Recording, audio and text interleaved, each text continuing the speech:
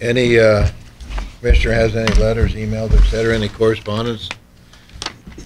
I do. I had a letter from Ray Landucci. He was a hunter, and he got a deer tag, an antelope tag, and he turned in he's got a deer tag and an elk tag, and he turned in the elk tag and didn't hunt on it, and he wanted his bonus points, and he didn't get them, and doing some research with system consultant, he hunted deer, unsuccessful, and turned the deer tag in after the hunt.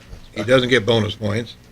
He did not hunt the elk, turned the elk tag in a week before the season, and he did not get bonus points, and he should have. So I talked to systems consultants, and they reestablished his bonus points for the elk, but not for the deer. And I think that's the crux of the story, and so he's happy, and he got his bonus points, and he did turn his elk tag back in.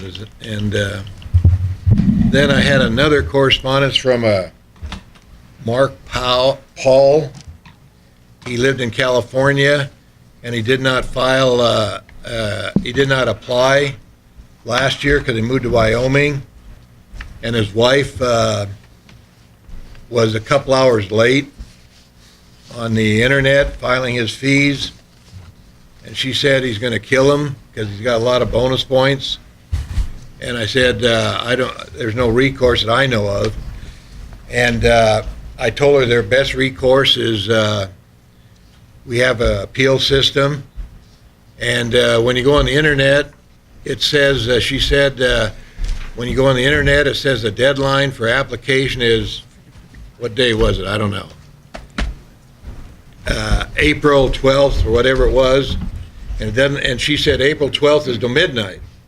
So she thought it was till midnight. So when she goes on at 6 o'clock to apply, she said it says then it says 5 o'clock, but it doesn't say it on the website.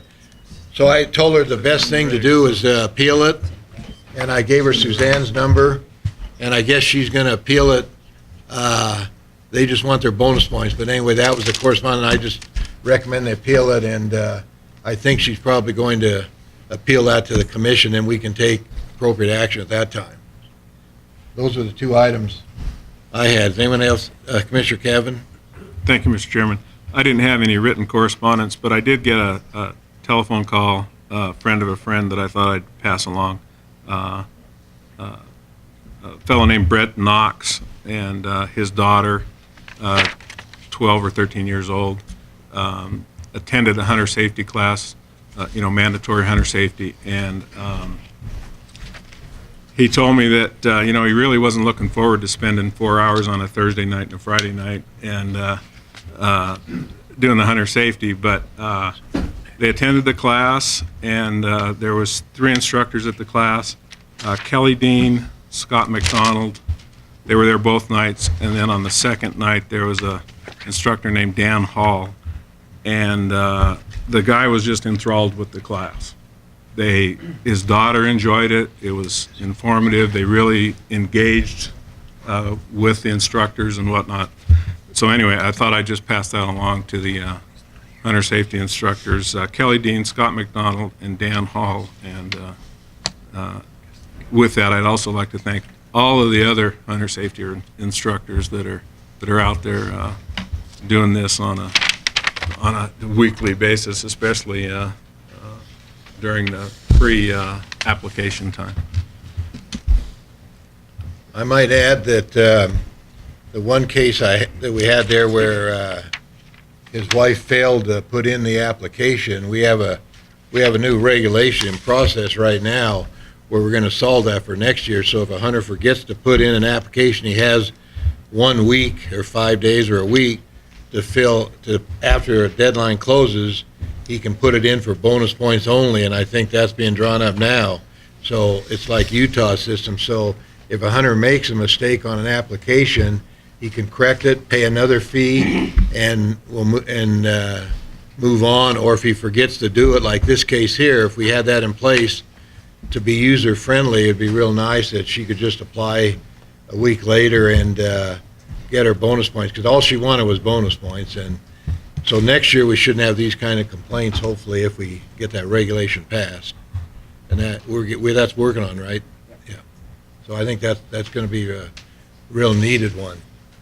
Okay, Commissioner Capurro. Yeah, Mr. Chairman, do I understand that was the second year that they had not applied? But the explanation, I guess, was that he moved to Wyoming and didn't apply the 1 year because he wasn't a resident.